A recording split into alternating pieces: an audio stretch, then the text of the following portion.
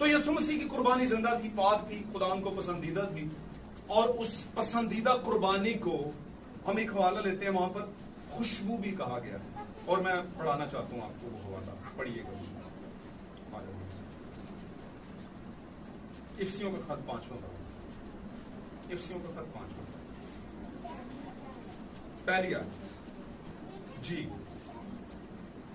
इफ्सियों का खत मुकद्दस पौलुस रसूल का इफ्सियों की कलीसिया के नाम लिखा गया खत, उसका 5वां बाब और पहली आयत जी। बस अजीज फर्जंदों की तरह खुदा की मानद बनो, हाँ जी, और मोहब्बत से चलो, हाँ जी, जैसे मसीह ने तुमसे मोहब्बत की, हाँ जी, और हमारे वास्ते अपने आप को खुशबू की मानद खुदा की नजर करके कुर्बान किया। अब खुदावंद यीशु मसीह के मुतल्लिक पौलुस कह रहा है इफ्सियों के लोगों को कि यीशु की कुर्बानी एक खुशबू थी। यीशु ने अपने आप को खुशबू की मानद क्या किया है? खुदावंद की नजर कर दिया। नजर कर देने का मतलब है कुर्बान कर दिया। ये जी आपकी नजर करते हैं, आमीन। अब दुनिया की कुर्बानियों से पुराने अहदनामे में लिखा है खुदा कुर्बानी की जो जलाई जाती थी उसकी राहत अंगेज खुशबू लेता खुदा उस, और इसमें लिखा है इसको सेवर फ्रेग्रेंस कहा गया है बाइबल में। सेवर फ्रेग्रेंस यानी गोश्त की स्मेल लेना, जलते हुए गोश्त के धुएं फूटने की स्मेल लेना। खुदावंद ने इसको बाइबल में यूं ही लिखा है। और इसके पीछे रेवलेशन क्या था? यीशु मसीह के बदन की खुशबू खुदावंद देगा। एक वक्त आया क्योंकि पुरानी कुर्बानियां देरपा नहीं थी, हमेशा के लिए नहीं थी। एक नया दौर आने वाला था जिसमें एक कामिल कुर्बानी, खुदा को पसंदीदा और जिंदा कुर्बानी। यीशु मसीह जिंदा था। हालेलुया। जिंदा कैसे था? क्योंकि वो मुर्दों में से पैदा नहीं हुआ था। पैदा नहीं हुआ था मुर्दों में से। मुर्दे कौन? जो गुनाहगार नस्ल पैदा हो रही थी, वो मुर्दे थे। हालेलुया। आदम की गुनाहगार नस्ल, लेकिन यीशु नस्ल आदम की जीन्स में से नहीं आया, उसकी नस्ल से नहीं आया, वो खुदा की नस्ल से आया, जिंदा नस्ल से आया। हालेलुया। यीशु खुदा की नस्ल था और उस पर ईमान लाकर उसमें शामिल होकर बपतिस्मा के वसीला से जो आगे बढ़ते हैं वो भी ना इंसान के इरादे से, ना ही ख्वाहिश से, बल्कि खुदा से पैदा होते हैं। और जो खुदा से पैदा होते हैं वो यीशु मसीह के हम पल्ला होते हैं, उसके साथ बराबर कैलिबर में होते हैं। हालेलुया। हालेलुया। यीशु मसीह का एक ही मकसद है, दुल्हन वो हो जो मेरे बराबर के कैलिबर में हो। कैलिबर का मतलब उसके अंदर मेरा पूरे का पूरा उस तरह का जलाल हो जो मुझ में है। हालेलुया। वरना वो दुल्हन नहीं है। दावे सारे करते हैं, करते रहे, नो प्रॉब्लम। तो मैं ये बयान कर रहा था, आप देखिए चर्चिस के अंदर लोग चर्चिस में जाते हैं, आमीन। और ये बात गौर से सुननी है। आपने भी इससे पहले बहुत सी चर्च अटेंड की होंगी, आपने भी आप भाइयों ने भी। बड़े बड़े चर्चिस में बड़ी बड़ी कलीसियाएं हैं, आज भी हैं, आप वहां से आए हैं। खुदा उनको आपको भी बरकत दे कि आप यहाँ पर आए हैं। कोई मकसद है खुदा का यहाँ पे लाने का, और अगर मकसद नहीं है तो वो आपको जल्दी ले जाएगा वापस। वेरी फ्रैंकली खुदा, खुदावंद कभी भी जिससे मकसद नहीं होता, मैं नहीं जानता मकसद है या नहीं, लेकिन खुदा को पता होता है कि इससे, इसके साथ मेरा मकसद है और यहूदा इस्करियोती के साथ मेरा मकसद नहीं है। इन 11 के साथ मकसद है। हालेलुया। खुदावंद को पता है कि 2 लोग यीशु के साथ से चलते रहे जब दूसरा चुनाव आया। हालेलुया। जब दूसरा चुनाव आया तो यीशु के साथ चलते रहे। एक अरमतिया था और दूसरा एक और शख्स था, उसका नाम मुझे मिसहैप हो गया। 2 शख्सों का पूरा डाला गया जो यहूदा की जगह पर आए, और खुदावंद को पता था कि मुझे अरमतिया से, मतिया था शायद नाम, मतिया, मतिया था, और मतिया का चुनाव हो गया, दूसरे का नहीं हुआ। तो खुदावंद को मकसद किससे था? मतिया से। तो कलीसियाओं में सबसे खुदावंद को कोई मकसद नहीं। क्यों? क्योंकि उनको खुदा से कोई मकसद नहीं। आंख का मतलब समझते हैं आप? आंख किसे कहते हैं? निकाल देना, अपनी विरासत से बाहर कर देना, निकाल देना। समझ आया कि नहीं समझ? तो खुदावंद ने कुछ लोगों को निकाला है। पाक कलाम में पौलुस ने कहा और यीशु मसीह ने भी ये कहा, वो थे तो हम में पर हम में से निकले, वो निकले तो हम में से पर हम में से थे नहीं। तो जो नहीं होते वो वापस चले जाते हैं। तो ये खुदावंद को पता है क्या प्लान है क्या नहीं। अच्छा, तो बहुत से लोग चर्चिस में आते हैं और जब प्रेयर का टाइम आता है तो वो भी गैर जुबानी बोल रहे होते हैं ऊंची ऊंची आवाज में, और कह रहे होते हैं, इस बात का दावा कर रहे होते हैं, कह रहे होते हैं, खुदावंद तेरा शुक्र हो खुदावंद, तूने मेरे लिए लहू बहाया। कहते हैं कि नहीं कहते? खुदावन तेरे लहू बहाने से मुझे निजात मिली है, मुझे रिहाई मिली है, गुनाह क्षमा हुए हैं मेरे। कह रहे होते हैं कि नहीं कहते? ऊपर से खुदावन क्या कह रहा होता है? किसी को सुना नहीं जा रहा होता, सुना उन्हीं को जा रहा होता है जो समझते हैं खुदावन की बात। वो खुदावन कह रहा होता है नहीं नहीं नहीं, मैंने खून बहाया है पर तेरे लिए तो अभी तक वो एप्लीकेबल ही नहीं। वो कहता जा रहा है, वो कहता नहीं तेरे लिए नहीं बेटा, तेरे लिए तब होगा जब रूह का कलर, खून का कलर तुझ में भी आएगा, उस खून की पहचान होगी तुझ में से। तो फिर बहुत से लोग कुर्बानी का दावा करते हैं लेकिन वो अपनी कुर्बानी की उन्हें पहचान ही नहीं है।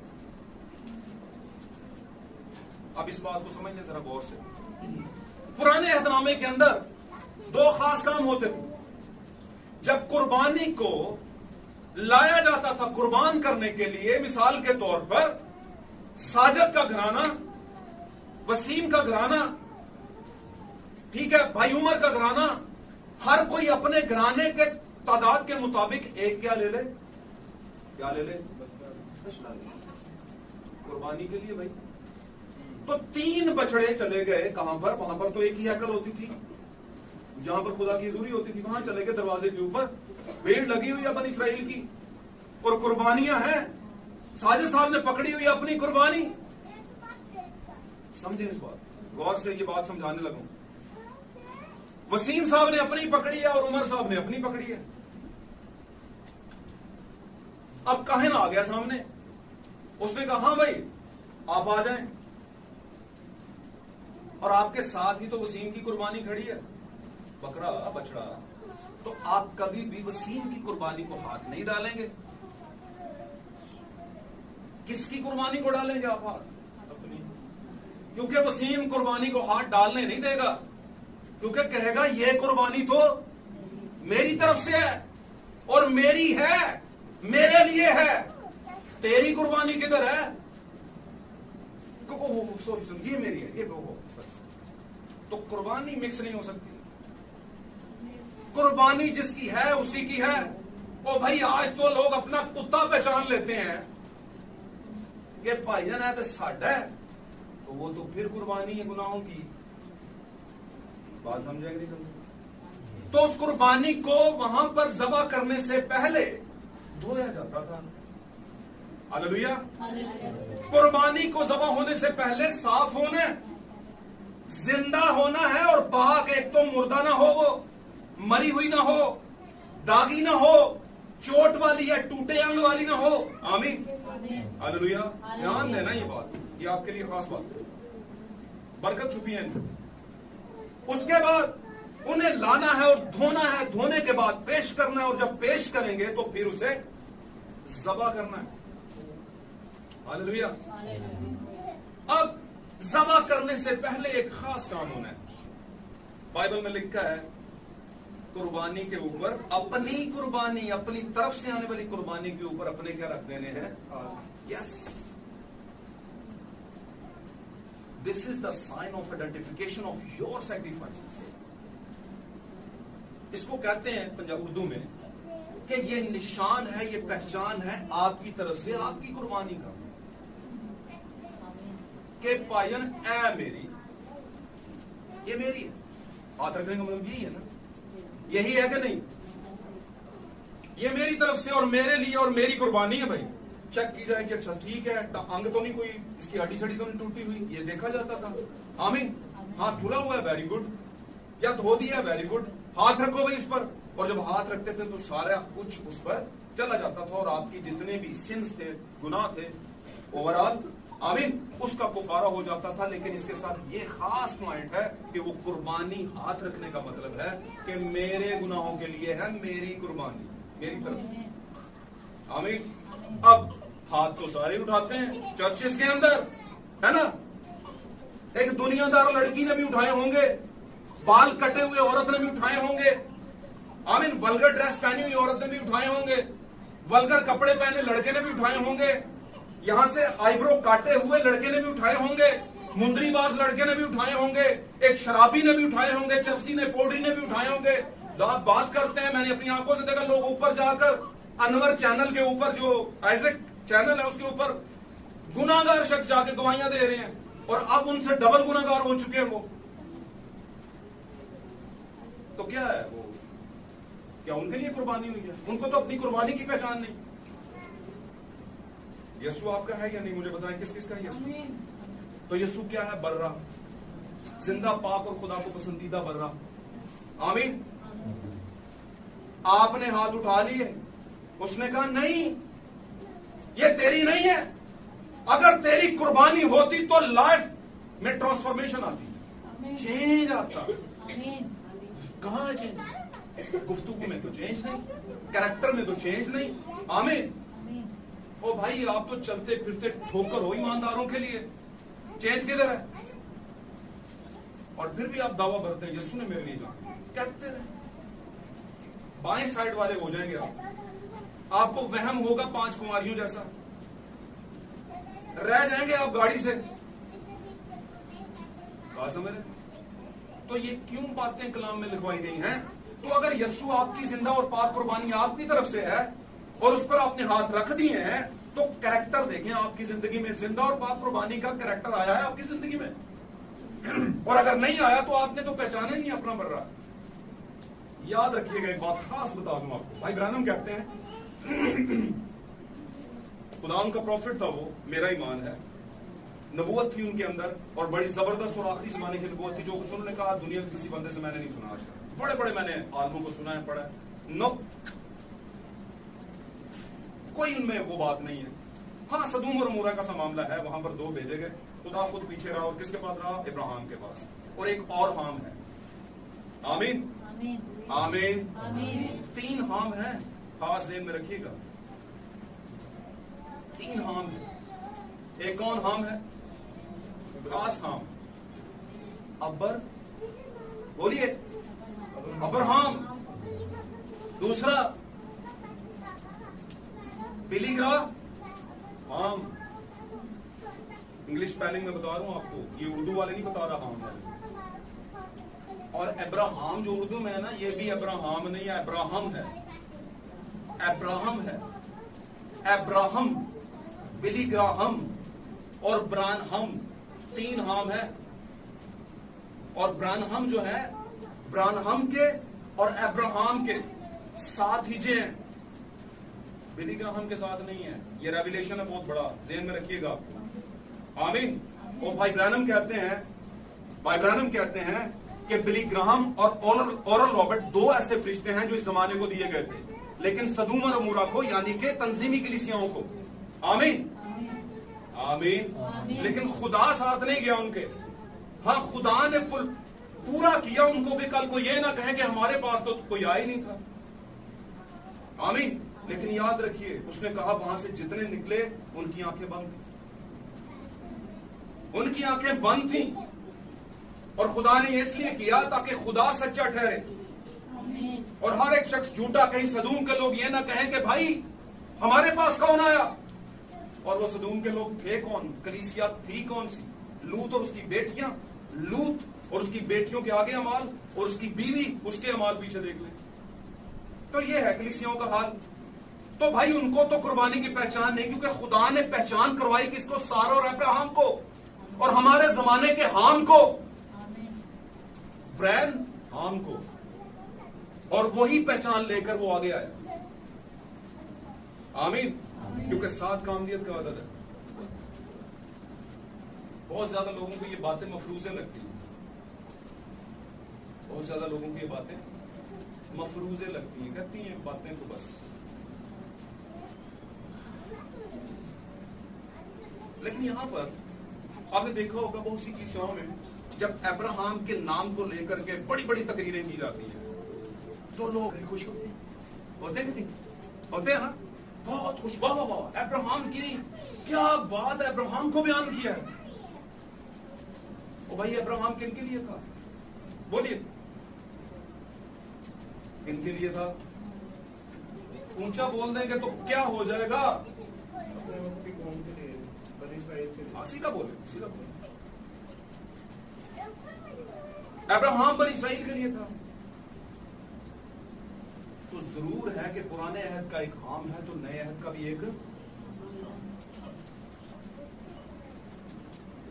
आमीन। पुराने अहद के हाम के पास खुदावंद आया, हालेलुया, और उनको उनके दिल के भेद बताए कि मौसम बहार में क्या होगा, बेटा होगा, मैं फिर आऊंगा, आमीन। और सारा हंसी तो उसके दिल के हाल बता दिए कि सारा क्यों हंसी, आमीन। तीसरा बड़ा काम, बदनों की तब्दीली का काम हुआ वहां पर। वो तो बूढ़े थे, भाई ब्रैनम बयान करते हैं अपने एक मैसेज में, बात बड़ी समझने वाली है। उसने कहा मान लिया। आज के लोग बाइबल को फेरी टेल मानते हैं, कहते हैं बस ठीक है, तो ये कहानी है द्योमालाई, ऐसे कैसे होता है। एक 80-84 साल की औरत, अगर मैं गलत नहीं तो ऊपर नीचे फिगर हो सकता है, आमीन। एक 84 साल की औरत कैसे बच्चा पैदा करेगी, साइंस तो मानती नहीं इसे, क्या ख्याल है।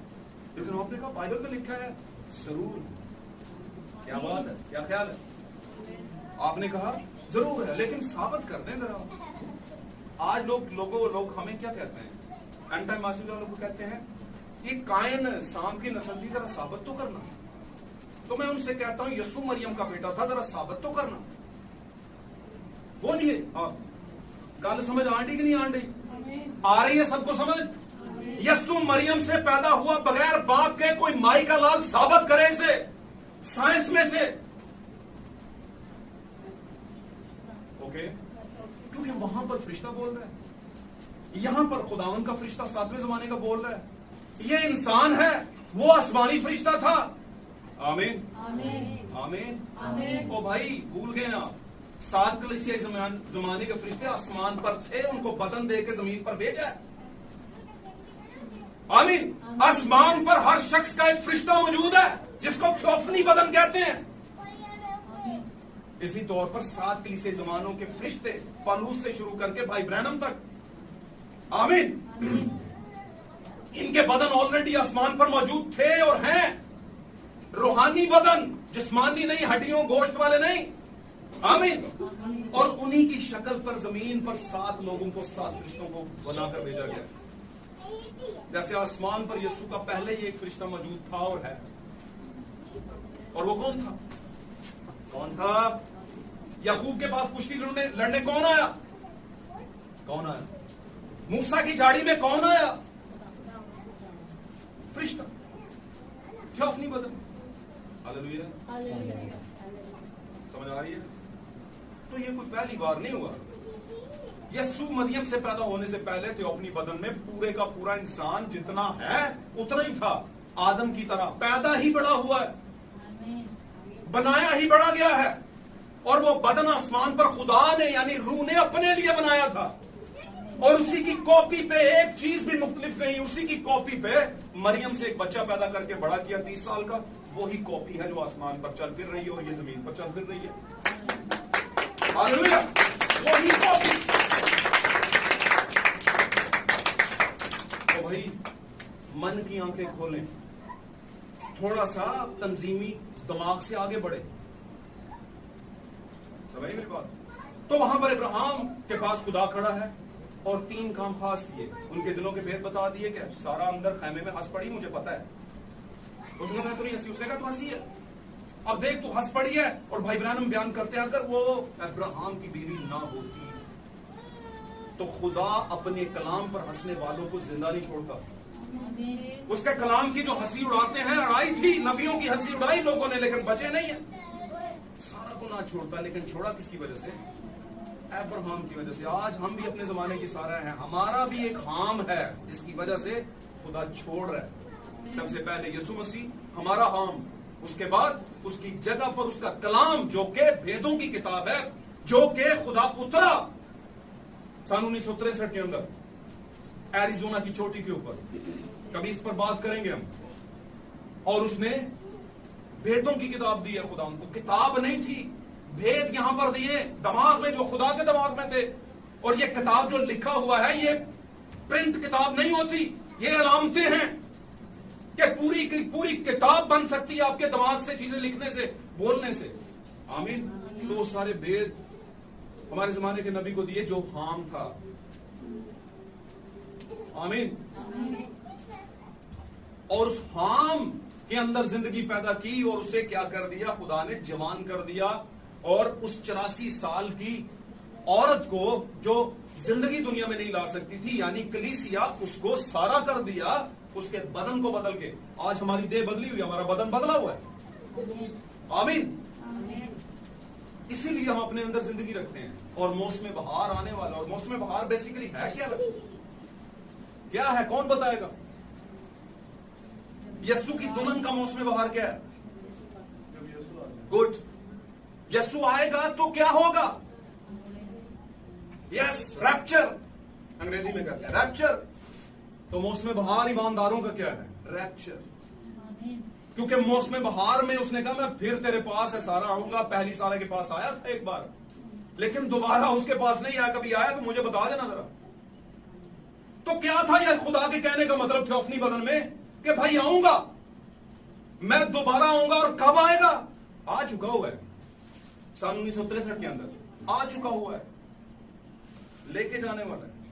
हालेलुया। सारा कौन है? मैं और आप हैं। और कुछ छोटी मोटी औरत नहीं है। सारा का मतलब क्या है? खूबसूरत। सारा का मतलब क्या है? खूबसूरत। और खूबसूरत का मतलब क्या है? रूहानी खूबसूरती, जिस पर यस्सु की नजर है, ये वो खूबसूरत है। आमीन। जो दुनिया को शायद पसंद ना आए, लेकिन ये रूहानी खूबसूरती। आप समझ रहे मेरी बातों को? तो भाई कामिल कुर्बानी है। कामिल कुर्बानी यस्सु ने दी। बकरों और बछड़ों का लहू ढांक नहीं सकता था, लेकिन यस्सु का लहू हमारे सारे गुनाहों को धोता है। बकरों और बछड़ों का लहू ढांकता था, हमारे जमाने का लहू धोता है। आमीन। कुछ लोग कहते हैं बकरों और बछड़ों का लहू ढांक नहीं सकता था, ढांकता था भाई। और जितने ईमानदार पुराने अहद के थे वो बकरों और बछड़ों के लहू के नीचे थे। बात समझ रहे? यीशु मसीह ने जब तक जान दी नहीं थी, जितने भी ईमानदार थे, आगे देखिए खामोशी के साथ,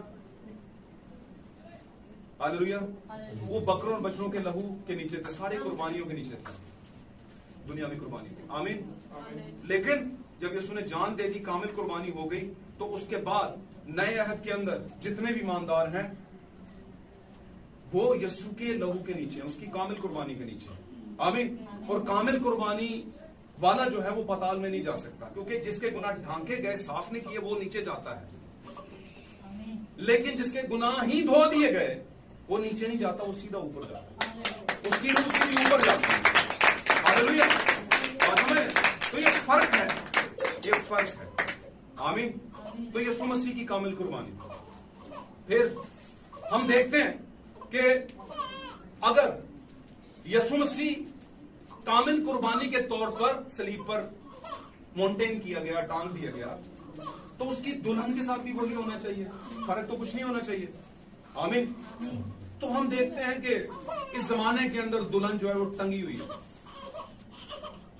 और भाई ब्रैनम यानी खुदाउन की प्रॉक्सी में वो एक बात करते हैं, वो कहते हैं कि इस जमाने के अंदर दुल्हन जो है दर्द-ए-ज़ा के अंदर क्या करती, क्या है वो? दर्द-ए-ज़ा के अंदर है। अब दर्द-ए-ज़ा किस बात की लामत है? दर्द-ए-ज़ा किसको लगते हैं? किसको लगते हैं?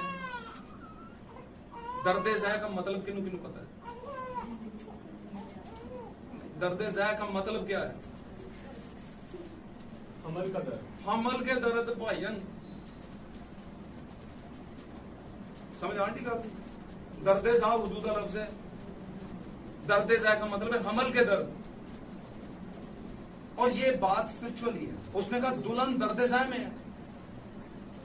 तो दर्द-ए-ज़ा जब किसी को लगते हैं, किसी औरत को, तो इसका सीधा सीधा मतलब है कि कुछ ही टाइम के बाद जिंदगी दुनिया में आने वाली है ना?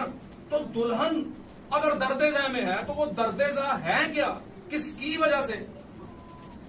मरियम को भी दर्द-ए-ज़ा लगे होंगे। लिखा है जब वो नाम लिखवाने जा रहे थे तो दर्द-ए-ज़ा का टाइम आ गया, उसको दर्द लग गए। और दर्द-ए-ज़ा लगे क्यों? क्योंकि थोड़े ही टाइम बाद जिंदगी दुनिया में आने वाली थी यस्सु। और वो यस्सु कैसे पैदा हुआ मुकद्दसा मरियम के बदन के अंदर? खुदा के कलाम के बायस। ऐसा ही है ना? और उस कलाम पर किसका साया पड़ा? खुदा के रूह का। और आज के जमाने की दुल्हन किसके बायस प्रेग्नेंट है? कलाम के बायस, अपने कलाम। और वो कलाम किसके बायस आया था मरियम के पास? फरिश्ते के बायस। और हमारे जमाने में 7वें फरिश्ते के बायस। आमीन। उसने भी कहा मेरे लिए तेरे कॉल के मुआफिक हो। इस दुल्हन ने भी कहा है फरिश्ते हमारे जमाने के जो कलाम लेकर आया है मेरे लिए तेरे कॉल के मुआफिक हो। तो इसको भी प्रेगनेंसी लग गई और उसको भी लग गई। कुछ टाइम के बाद उसे भी दर्दे साल लग गए और इसको भी लगे हुए हैं। इसके दर्दे साल क्या हैं?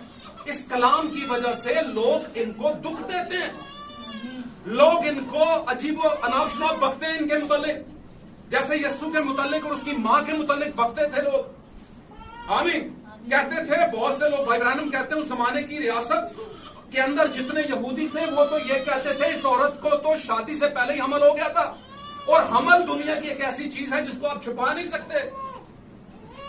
एक औरत जिसकी शादी नहीं हुई उसे हमल हो जाए खुदा ना खास्ता, तो उसको आप कैसे छुपाएंगे? वो जाहिर होना शुरू हो जाएगा।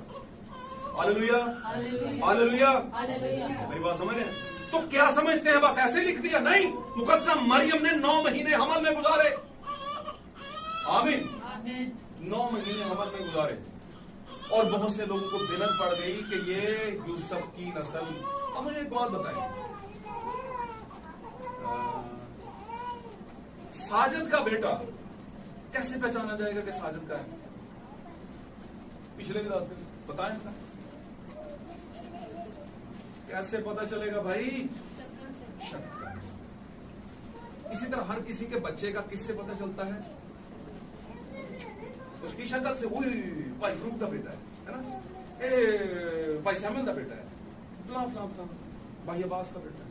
क्यों पता चला हमें? फौरन शक्ल से। क्यों शक्ल से पता चल गया? क्योंकि उसका क्या है, ये उसमें से पैदा हुआ है, उसके जरिए से। आमीन। उसका तुखम है, कह ले वट एवर। ओके। तो यस्सु ना तो मुकद्दसा मरियम का तुखम था, ना ही यूसुफ का। तो शक्ल किस पे गई होगी?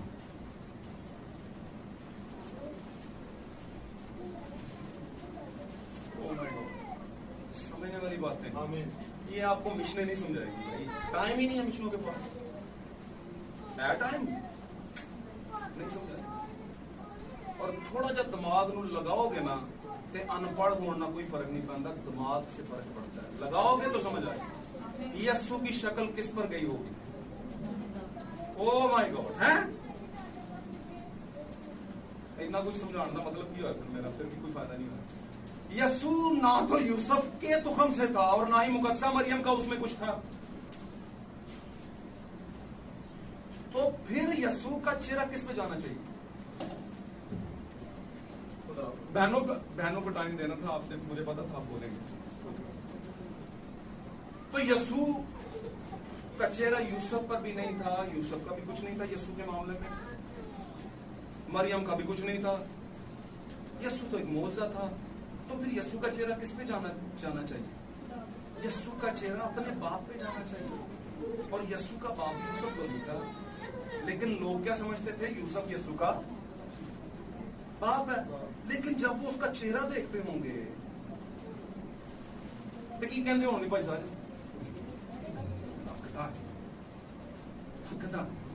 तो सही कह रहे थे ना वो, यूसुफ का तो था ही नहीं। तो फिर किसका? मरियम ने भी तो यही पूछा था, ये कैसे होगा भाई? फरिश्ते, ये कैसे होगा? तो जब तक आप रूम में नहीं ना होते, रूम को तो जाता नहीं, और जब ईमान नहीं लाते उससे पहले साइंस ही लड़ाते रहते हैं। ये तो हो ही नहीं सकता है, शादी मेरी हो ही नहीं। उसने कहते मुझे तो किसी मर्द को मैं जानती ही नहीं, बच्चा किधरों? समझ मेरी बात? तो सही कह रही थी ना वो, लेकिन वो तो बस सही कह रही थी। सही से काम नहीं चलेगा, ईमान से काम चलेगा। ईमान ही सही होता है, हड्डे दिमाग सही नहीं होते। हम कहते हैं ऐसे कैसे, सांप की नस्ल कैसे, है ना? औरत पास्टरा क्यों नहीं, है ना? वो ना यहूदी रहा, ना मर्द रहा, ना 1000 तरह के बकुए बना के पेश करते हैं, कर दे रहो। हमें तो लगता है कि नहीं, जब पलूस बोलता है तो कुछ कोई बोलता है उसमें, उसने कहा मेरे जो हुक्म है वो मेरे नहीं बल्कि खुदा के हैं। हालेलुया। तो किसका चेहरा था? यस्सु की शक्ल किससे मिलती होगी? अपने बाप से। और उसने कह भी दिया था, मरियम और यूसुफ जब भागे भागे गए, उसने कहा मैं और तेरा बाप तेरे लिए बेटा परेशान है, तूने ऐसा क्यों किया? उसने कहा तुम मेरे लिए परेशान क्यों होते हो? क्या तुम्हें मालूम नहीं था कि मुझे अपने बाप के पास होना जरूर था? मेरा बाप। तो भाई हम दुनिया में एक बाप रखते हैं और उसकी शक्ल है, लेकिन जब हम यीशु मसीह खुदा को अपना बाप मानते हैं तो फिर हम खुदा की सूरत पर हो जाते हैं। टेक्निकली बताने लगूं, क्योंकि जो बदन से पैदा होते हैं वो अपने बाप की सूरत पर जाते हैं, लेकिन जो रूह से यीशु की तरह पैदा होते हैं वो अपने बाप की सूरत पर क्या है? जाते हैं। और आप वो सब हो सकते हैं। अगर आपने बपतिस्मा ले लिया, यीशु से पैदा हुए, खुदा से पैदा हुए और आपकी शक्ल नहीं मिलती खुदा से, तो फिर रौला है भाईजान। फिर भी आपकी अपने ही बाप से मिलती है तो फिर रौला है भाईजान, क्योंकि आपके अपने बाप वाली पैदाइश आपको अब्दियत में नहीं ले जा सकती। आपको आपके खुदा वाला बाप, जो आपका बाप है पूरी दुनिया का, आपके बाप का भी, मेरे बाप का भी बाप है, उस पर शक्ल ना गई तो फिर हालात खराब होंगे। आमीन। रह जाएंगे बर्बादी के अंदर, मरेंगे गुनाह के अंदर। तो यूसुफ की शक्ल अपने यूसुफ पर यीशु की शक्ल नहीं थी। यीशु की शक्ल किस पर थी? अपने बाप पर। आमीन।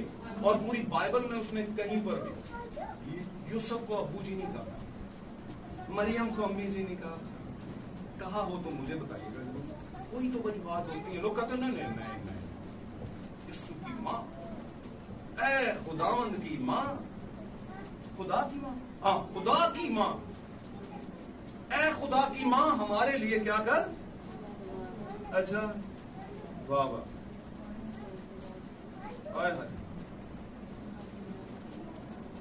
खुदा की माँ वो कह रही है, कलीसिया कहती है खुदा की माँ दुआ करे, और खुदा की बेटी खुद नहीं बनना चाहती, खुद कहती है मैं नहीं बनूंगी खुदा की बेटी, खुदा की माँ से कहूंगी मेरे लिए सिफारिश कर दे। तो ये क्या है? दिमाग का घूम जाना, जैसे कहते हैं मैडनेस। आमीन। और दुनिया अभी तक मैडनेस में पड़ी, समझती नहीं, उनको पता ही नहीं। लेकिन हम आज बात कर रहे थे जिंदा कुर्बानी, और जिंदा कुर्बानी मेरे अजीजों अगर यीशु की हुई है तो उसकी दुल्हन की भी होगी। अब पौलुस ने इस बात को वाज़ेह किया है कि दुल्हन की कुर्बानी भी हो चुकी है, और कैसे हो चुकी है। और उसने इस भेद को बयान किया कि जैसे यीशु मसीह को दुख दिए गए, जमीन पर सलीब तक पहुंचाने तक दे दिए गए थे दुख, और इसी तौर पर दुल्हन का भी हाल होगा। दुल्हन भी दर्द ज़ै में जाएगी, और जब वो दर्द ज़ै में जाएगी तो वक्त आएगा जब वज़ह हमल का वक्त आएगा। मरियम का भी आया और फिर जिंदगी दुनिया में आई, ऐसे ही दुल्हन का भी आएगा। और जिंदगी अब दुनिया में बदनी नहीं आएगी, वहां पर तो बदन दुनिया में आया था ना यीशु मसीह का, लेकिन अब यीशु मसीह का बदन दुनिया में नहीं आएगा, अब यीशु मसीह दुनिया में आएगा आसमान पर से। यूं कह लें कि आपके लिए बादलों पर से आएगा। वैसे तो वो आ चुका हुआ है, सिर्फ आपके लिए नबूवत पूरी करने के लिए, क्योंकि पाक कलाम में लिखा है जैसे यीशु मसीह पहाड़ से सऊद फरमा गए और 11 शागिर्द देख रहे थे, क्योंकि 12वां तो प्रिक हो चुका था, भाग चुका था। आमीन। तो 2 मर्द सफेद कपड़े, मुहीन कतानी कपड़े पहने हुए वहां पर आ खड़े हुए, और उन्होंने कहा ऐ गलीली मर्दो, तुम इतने ताज्जुब से ऐसे ऊपर की तरफ क्यों देखते हो? क्योंकि यही यीशु जिसको तुमने जाते हुए में देखा, इसी तौर पर वापस आते हुए में भी देखोगे। मर्दो। आमीन। हालेलुया। तो भाई आते हुए का दिखाना जरूरी है खुदावंद के लिए, हालांकि वो आ चुका है। आपको पता है जब हम किसी बच्ची का रिश्ता ढूंढ रहे होते हैं एक और अंग से समझाते हैं, तो रिश्ता मिलता नहीं है, रिश्ता इतनी जल्दी। तो हम कहते हैं पता नहीं ये आज भी कोई दूल्हा कितने पैदा हुए है कि नहीं हुआ है, कहते हैं कि नहीं? तो पैदा तो हो चुका होता है,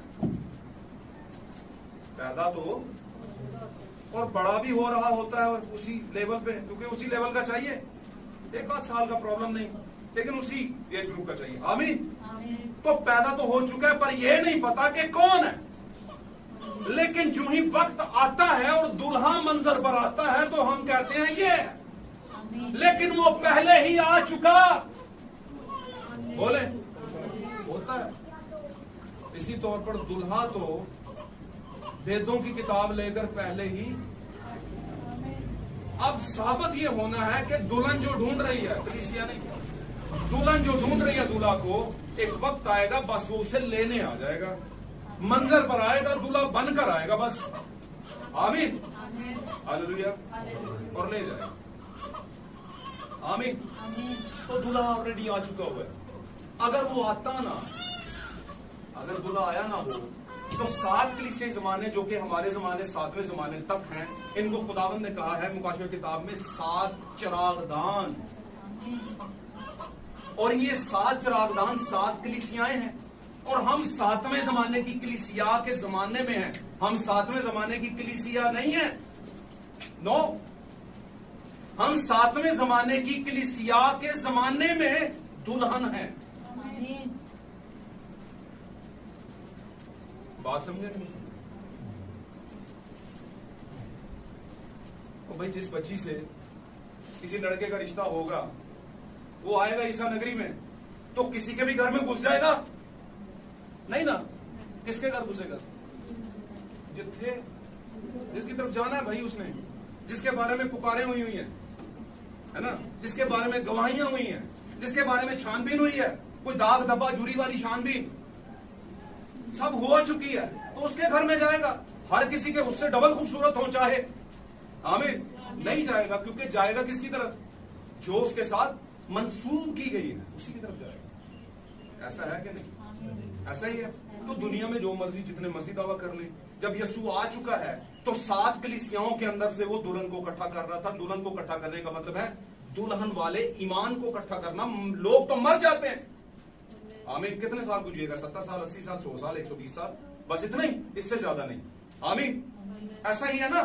तो अगर पहले कलीसिया जमाना 2000 साल पहले आया था, सॉरी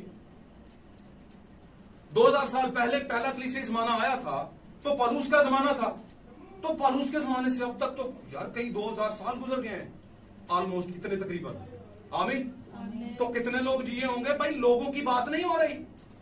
पहले कलीसिया जमानों में जब ईमान आया, पहले कलीसिया जमाने में सही ईमान आया, तो पौलुस जब उस जमाने का फरिश्ता दुनिया से चला गया, हालेलुया, तो पीछे कलीसिया में इब्लीस घुसाया, उसने गड़बड़ पैदा कर दी। उसने कहा तू पादरी बन जा, तू एल्डर बन जा, तू चेयरमैन बन जा, तू ये होता, तू वो होता।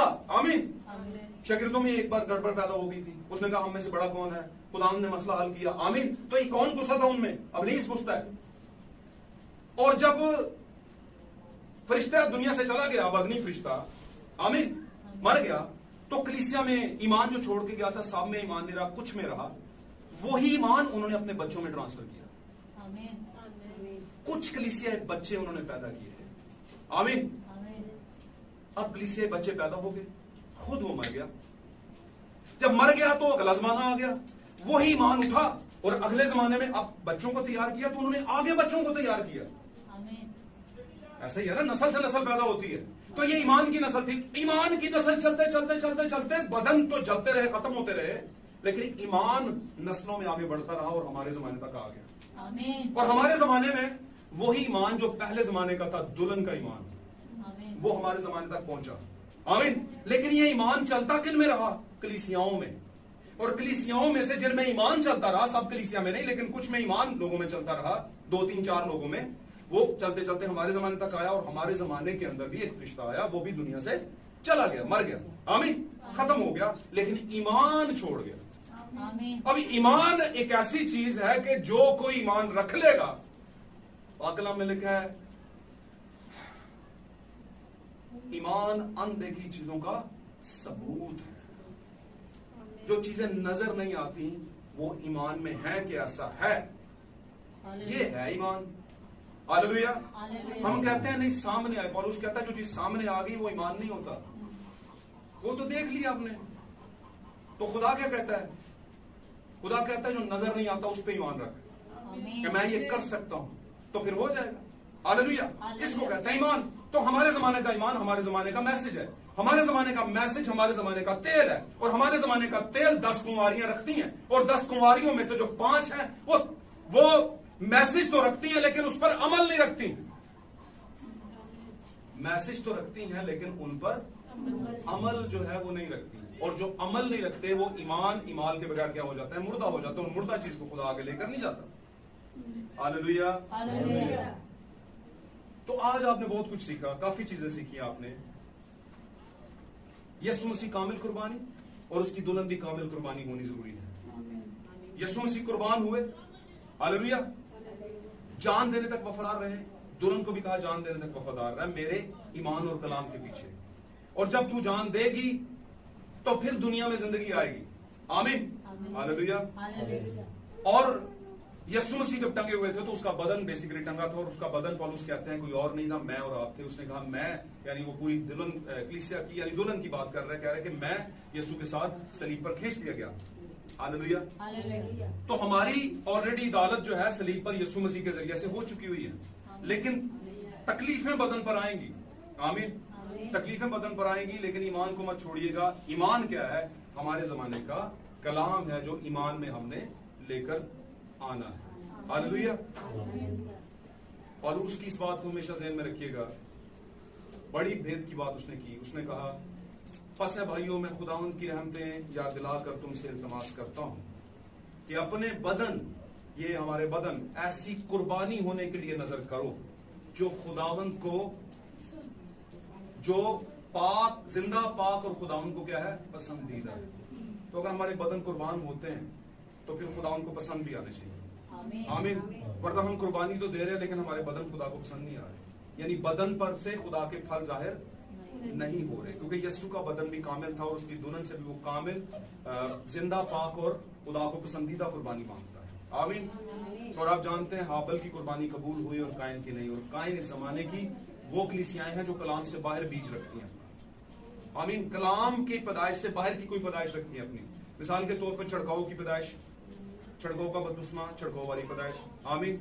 झंडे वाला बपतिस्मा, झंडे वाली पैदाइश। हालेलुया। और ये बातें कलाम से बाहर है। आमीन। जबकि मुकाशफाती बपतिस्मा जो है, जो मुकाशफाती बपतिस्मा जो मुकाशफा में निकला है, जाहिर हुआ है, वो खुदावंद यीशु मसीह के नाम से। आमीन। और यही बपतिस्मा बाइबल में वैलिड हुआ और इसी का ऑर्डर किया गया, और ये रेवलेशन था यीशु मसीह की बातों का जो यीशु ने हुक्म दिया था, बाप और बेटे और कुदस। बाप और बेटे और कुदस का मतलब है खुदावंद यीशु मसीह। बाप, बेटा और कुदस, खुदावंद यीशु मसीह। हालेलुया। और यही बपतिस्मे हुए। तो हम रेवलेशन रखते हैं, हम भेद रखते हैं, और भेद क्या है? आपके लिए जिंदगी है, बचाने। खुदावंद इस कलाम के बायस हम सबको बरकत बख्शे, और इस कलाम से हमारी खताओं को माफ। हम अपनी आंखों को बंद करते हैं, दुआ मांगते। Praise God. हालेलुया। हम सब अपनी आंखों को बंद करेंगे, दुआ मांगे। Hallelujah. Hallelujah. Hallelujah. Hallelujah. Praise